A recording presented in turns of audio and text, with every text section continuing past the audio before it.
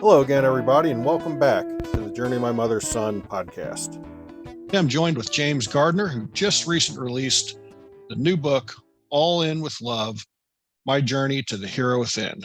James, thanks for joining me today.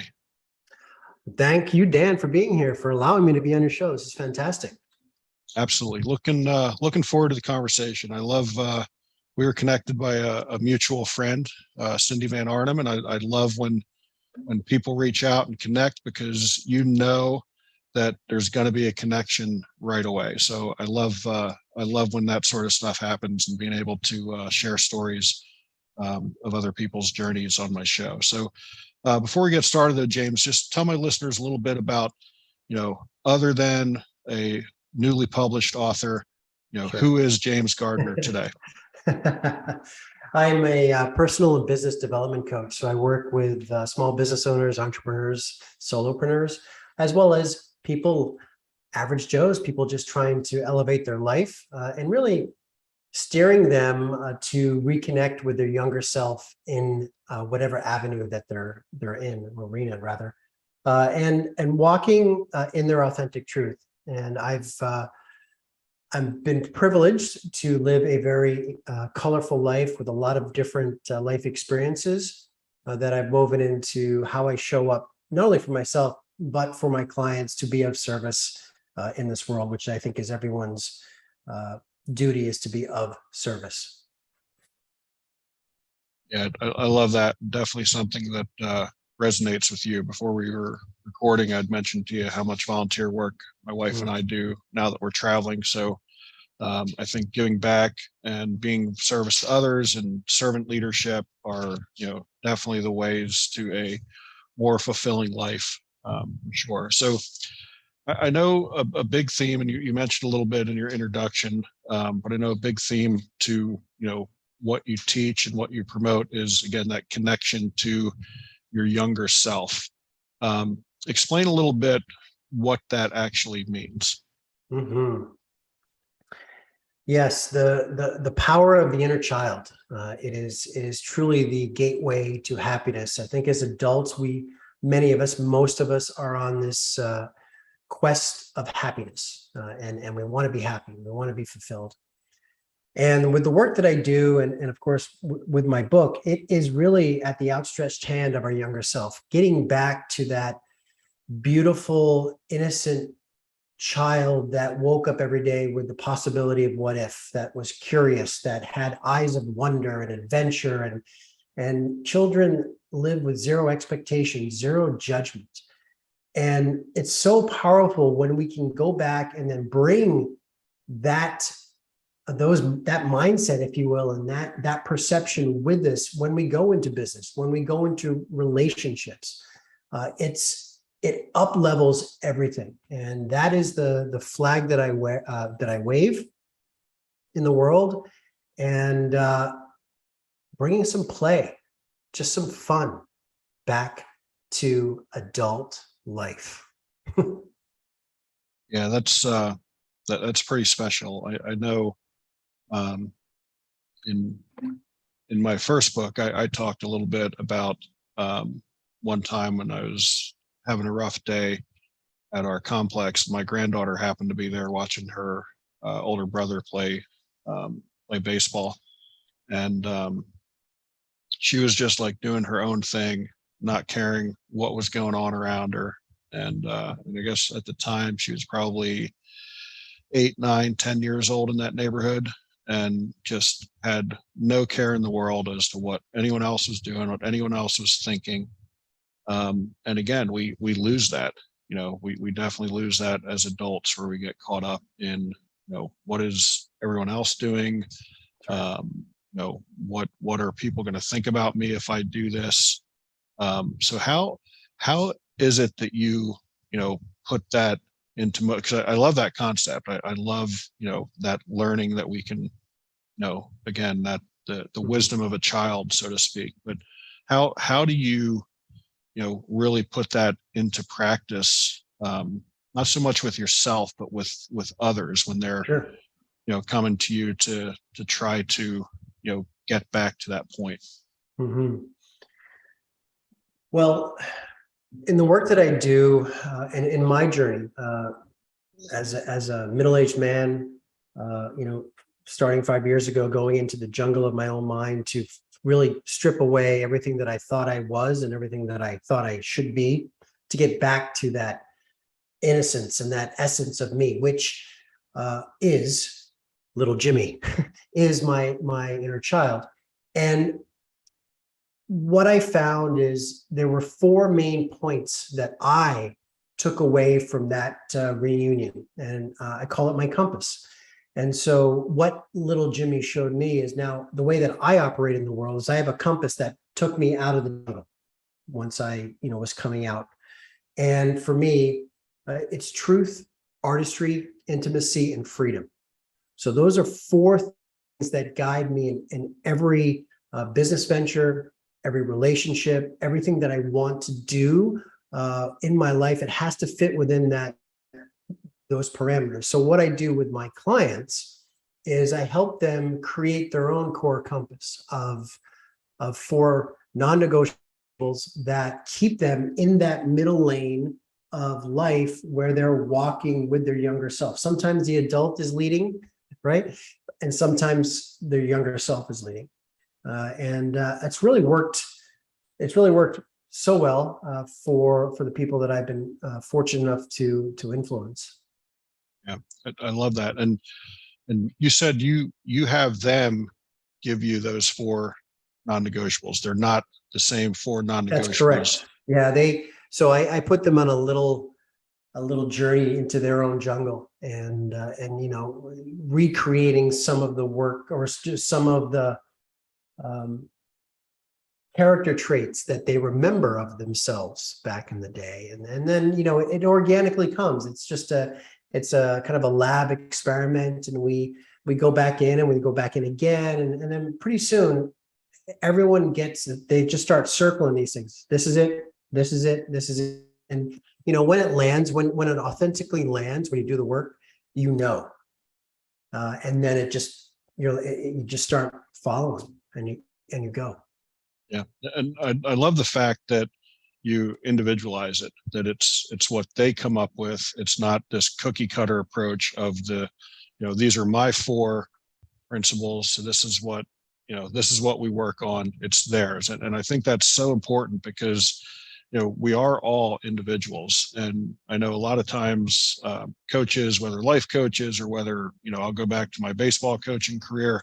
So many times you see coaches who say, okay, this is the way it's done, and completely eliminate the individuality of what we are as human beings. So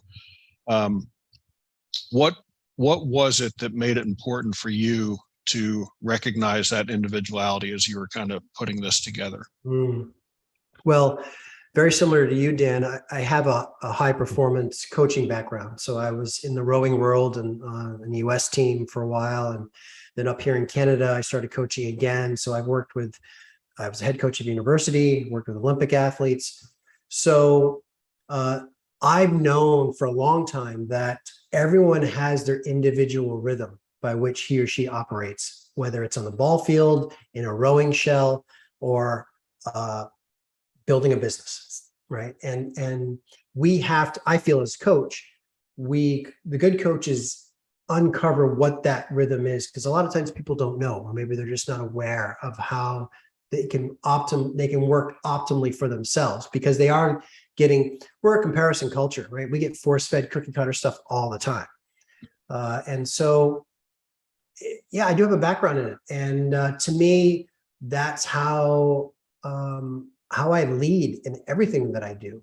It's the individual. I mean, that, and truthfully, I think that's how we facilitate change in this world. Is collective change comes from the individual.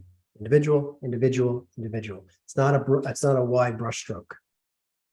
Yeah, and like I said, I think that is just so important, because you see so many people in today's day and age using that wide brushstroke and trying to say, okay, this is one size fits all, and that couldn't be any further from the truth at all. So I really do love and admire the fact that you put that individualism in there, because again, what what might work for me may not necessarily work for you. I think if you have kind of the structure of principles, and parameters, so to speak, but within those parameters, there's a whole lot of different ways to get to where you want to get. That's right. So what inspired you to go ahead after all your years of experience and coaching, both from rowing and professional coaching, to kind of lay it out there and write this book, all in on love. And again, I love the title. So tell me that, and then tell me a little bit as to where the title came from. Sure. The book journey started because instinctively, as a speaker, I speak a lot, and so I do keynotes and I do podcasts and so forth. So I started sharing my life in terms of little relatable contextual moments, right? And so because I've experienced a lot of things living in New York and LA and being in the entertainment industry and living a celebrity lifestyle. You had the high performance athletic lifestyle, and running in resorts up here in Canada for a bit before I went out on my own as a coach. And so within that, and within the relationship of the currency of relationships, I've amassed a lot of takeaways that I share. And so on the circuit, I kept getting verbatim, everyone, you should write a book. You got to write a book. Like I always have these anecdotal things that I would bring in. So I kept putting it off, and I just, the timing has to be right. I mean, as an author, it's you're waiting for like the stars to align, and then you get the mythical, hand of God, like, okay, now I'm going to write. Yep.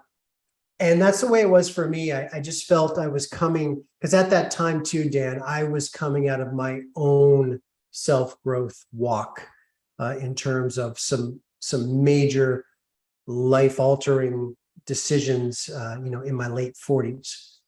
So I was now coming out of that jungle, as I was mentioning with little Jimmy, after rediscovering who I was. And now I felt it was time to write the book, because I had stuff to share, and also I knew it would help me understand me even more. Yeah, I love that.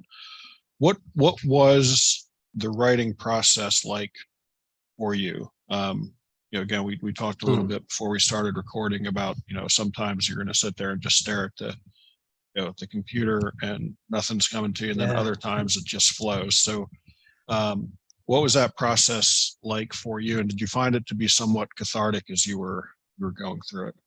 Yeah, it was magical. It was a magical experience. And to be honest with you, I'm very fortunate.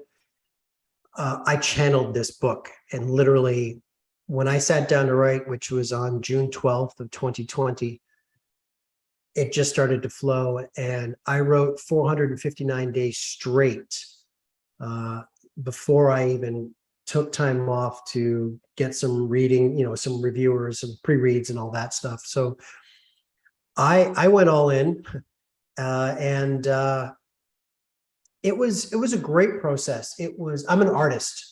And that's another thing that I rediscovered about myself, is I got back in touch with the wide-eyed 23-year-old that went to New York City to be an actor and a writer and all of that. And so in terms of cathartic, absolutely, it was very cathartic. It was very inspiring and invigorating at the same time.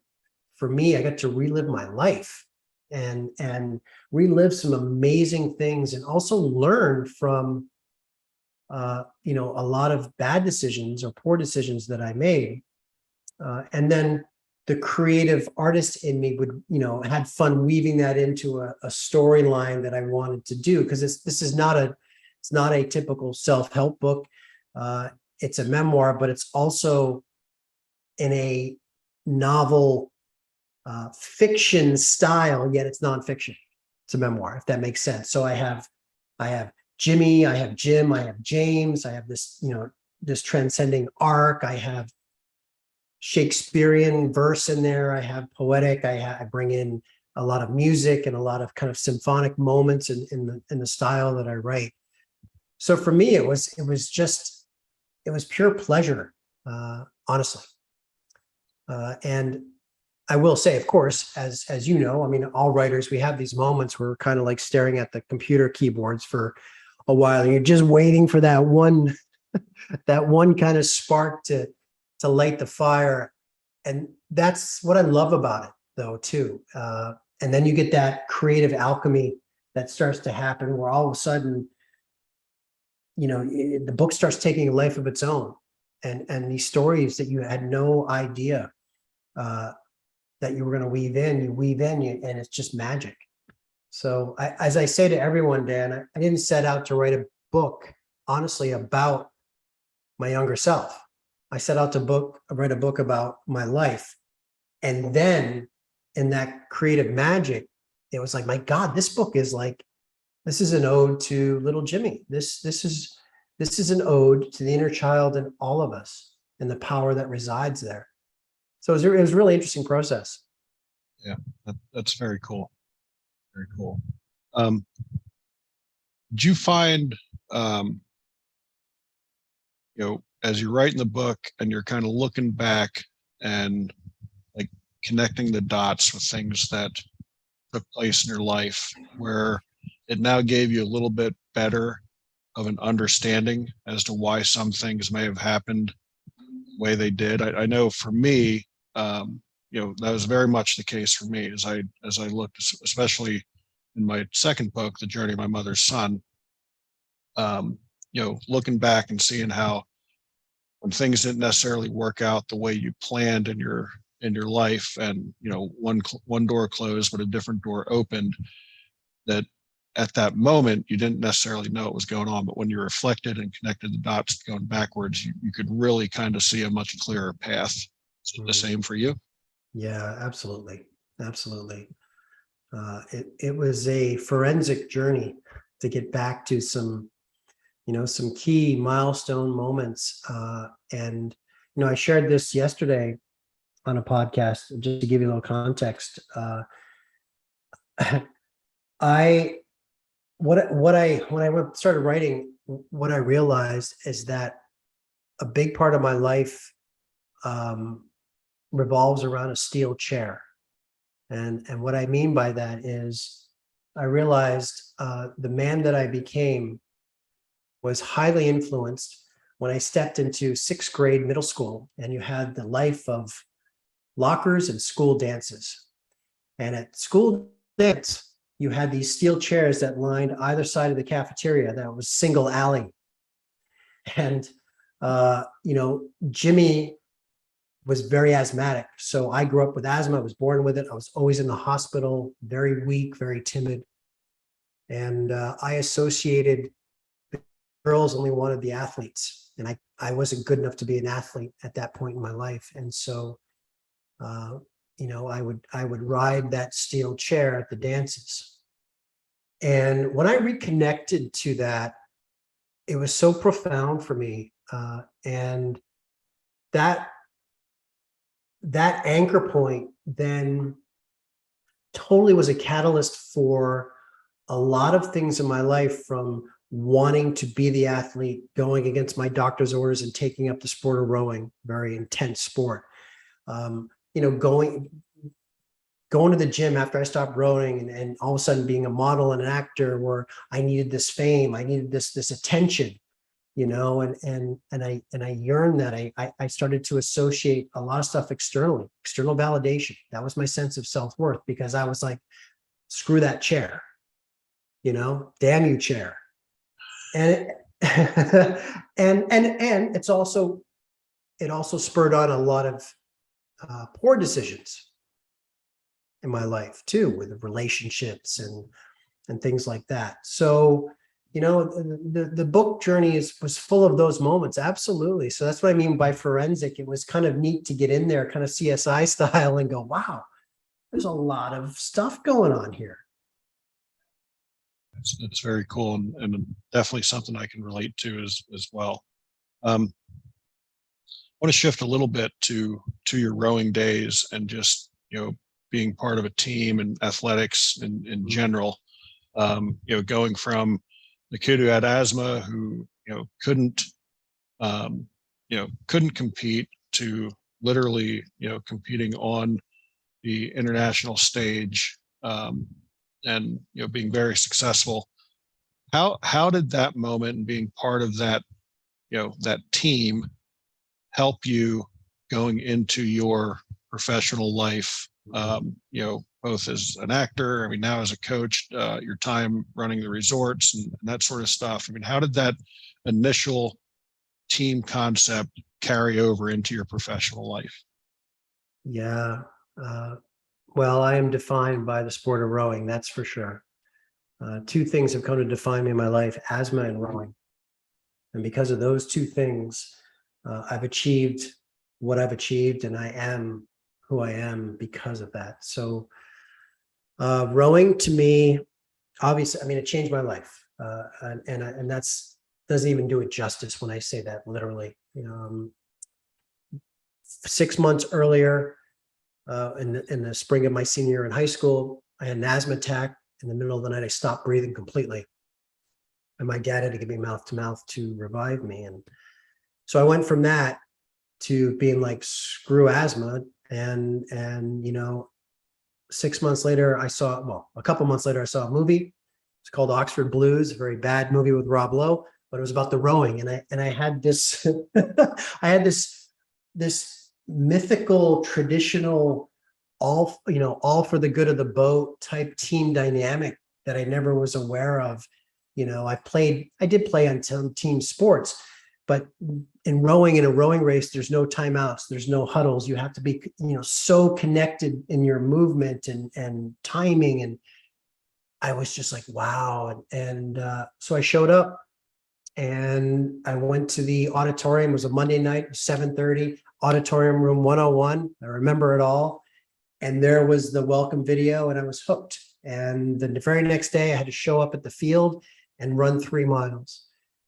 I mean, and I had my little puffer at that time, but I'd never run anything more than like a half a mile. And that was with walks, right? But I was like, I'm going to do it. And I did it. And I finished. I was the last guy to finish out of the male members that were there. But I remember this, and I say this moment all the time, Dan. As I turned the corner on the field to come to the finish line, every one of those guys were standing there and they were cheering for me, regardless of the fact that I was the last. And I knew at that moment that this was going to change my life, so, and it did. And I went on to that next year, which is the next year is a main part of the book. It's a series of chapters around the time we came in second in the nation. And it's honestly, for all the readers that have read the book, the pre-reads and the pre-reviewers and all of that, this is pretty much their favorite part of the book. They're like, this is gold, this rowing section. And and so then I went on to be on the U.S. team in the development system. I went and won a gold medal at the U.S. Olympic Festival in '91. And I think that determination, Dan, of overcoming the asthma and then being surrounded by this selfless loyalty for the boat, was the reason that I said I could do anything now I wanted to in my life. If I want to be an actor, I'll be an actor, right? If I want to, I moved to New York, and all of a sudden within 10 months, I did a one-man show with no acting experience. And I ran for 9 months in New York City off Broadway, and so, but I was spurred on by this, hey, I can do it. If I can do that, I can do anything. So yeah. It's been the cornerstone of my life for sure. That's so cool. And I love that story. And I guess as you turned that corner and saw your teammates there, you knew at that point that they would always have your back. If totally. On day one, there they were. Day one. And for those guys I lived with for the next 5 years. and yeah, we were in the same boats together all the time. And they were like my brothers. The rowing's a very, I mean, I know you're a baseball guy. Rowing's a very interesting sport because it's like this universal brotherhood, sisterhood thing, because it doesn't get a lot of airtime, or it's more of a mythical thing. People say, "Oh yeah, it's pretty." The guy, they're out there, they're moving back and forth, But the commitment and the power and the rawness and the dedication that goes on in that beautiful looking boat as it's going by is tremendous, and that's what I love about the sport. And when I mean, all team sports, the element of teamwork is huge. But when you really look at rowing, if one of you is just a little bit out of sync, like it throws everything off. And again, going back to baseball, just the pitcher-catcher relationship, how they've got to be in sync. But again, I think in rowing, it takes it to a whole new level of well, be on the same page. Absolutely, Dan. Here's the thing: rowing, you're on the water, which first off is a variable unto itself, right? Current, wind coming, crosswind, tailwind, headwind.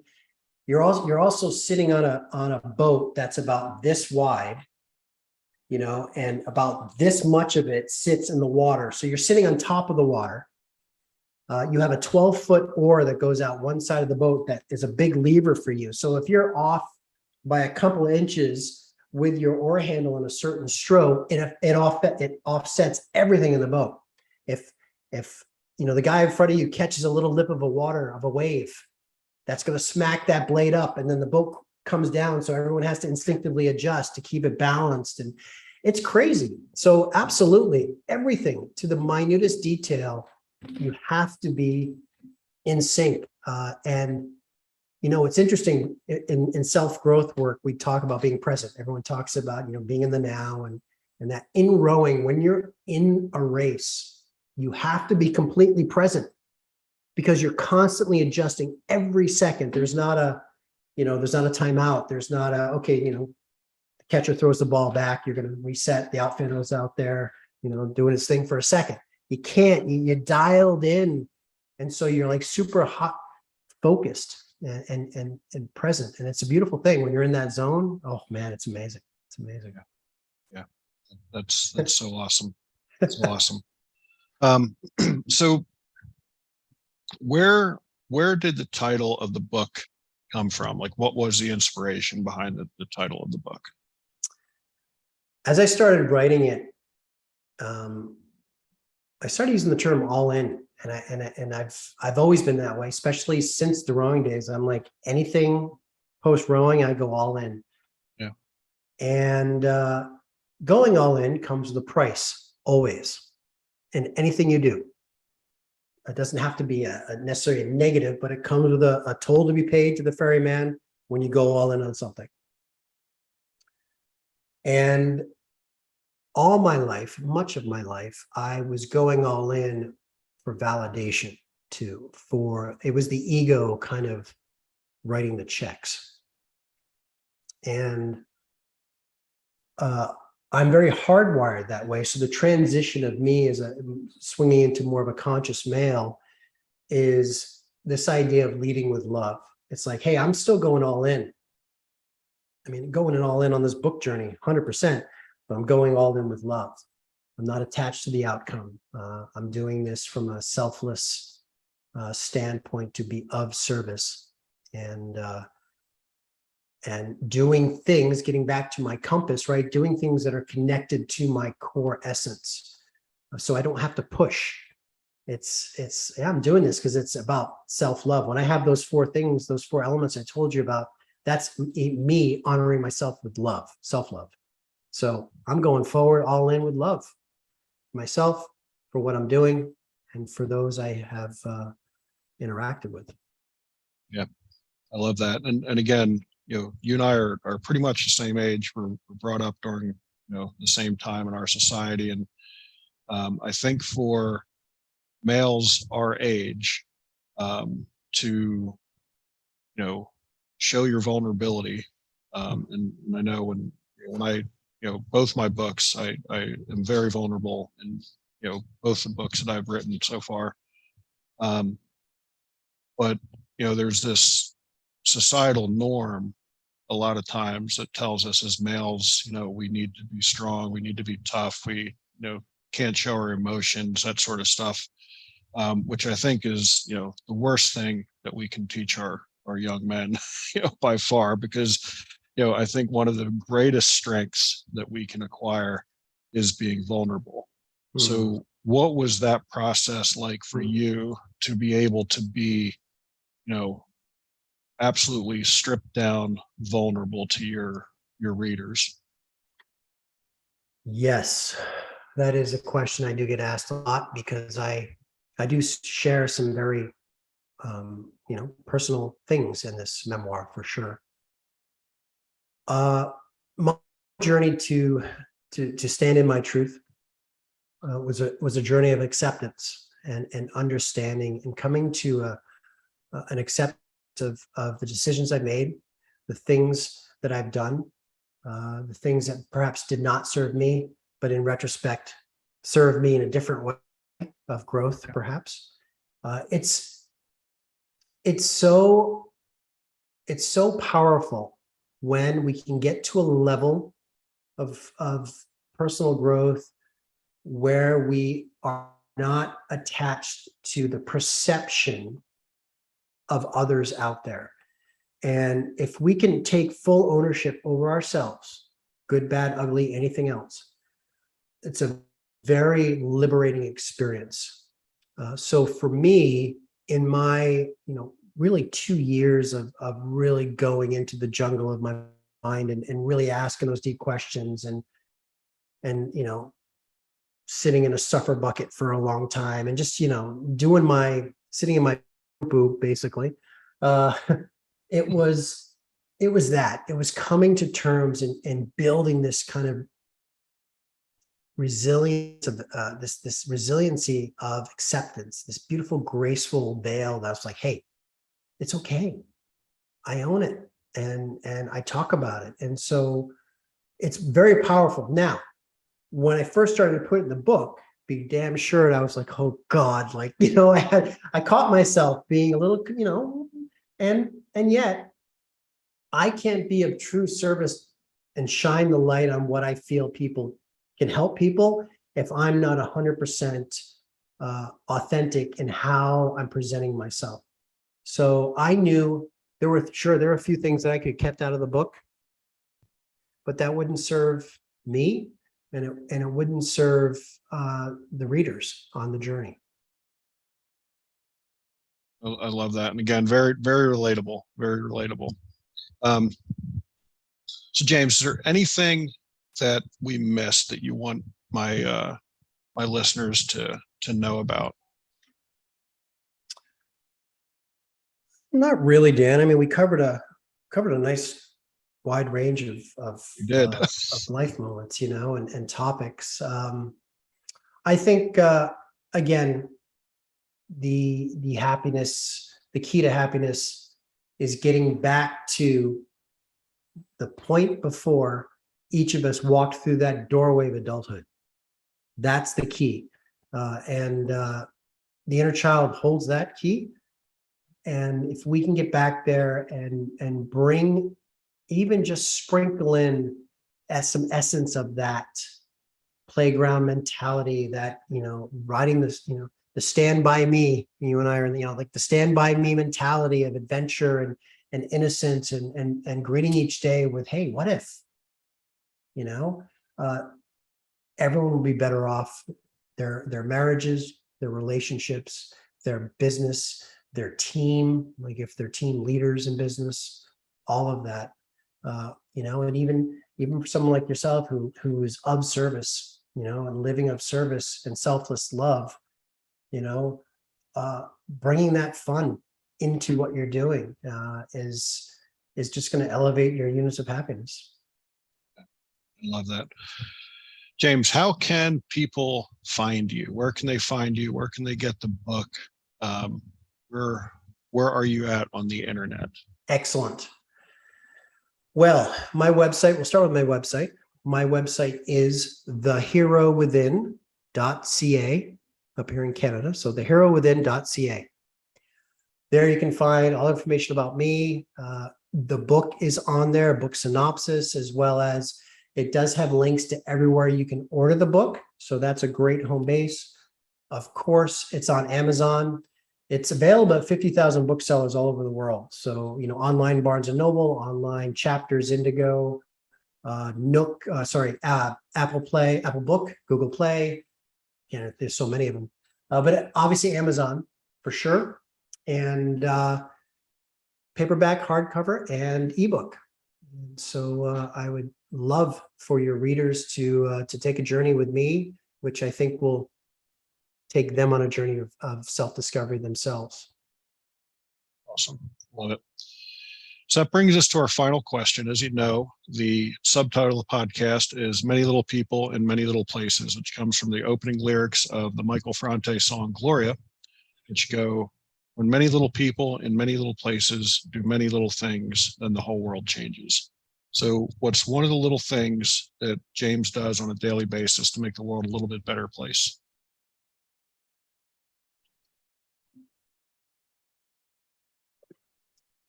I wake up and I look for who's going to join me in my sandbox today, and how he or she or whoever I meet, I can bring a little bit of that boyish twinkle in their lives, whatever it is, and whether it's a conversation to a barista at Starbucks or a podcast where two middle-aged men have this kind of energetic connection.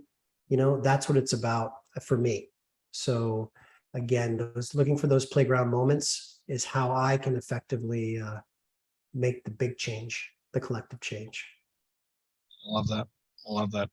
James, I really appreciate you taking the time to be on the show. I wish you the best of luck with the book and the upcoming book tour, which I'm assuming they'll have some info on your website as well for people as Absolutely. that comes together. Absolutely. Yep. So, if James is coming to a town near you, be sure to go out and check it out, get a signed copy of the book for sure. And for those out there listening, be sure to check out my other podcasts and blogs at journeymymotherson.com or danclouser.com. And while you're there, you can pick up a copy of my book as well, Journey My Mother's Son, Volume 1, or The Beauty of a Diamond Through the Eyes of a Coach. James, again, really appreciate the conversation. Love the connection we have here. And again, wish you the best of luck, and thank you so much for taking the time. Thank you, Dan. My pleasure. My pleasure. Really enjoyed this wholeheartedly. Thank you so much.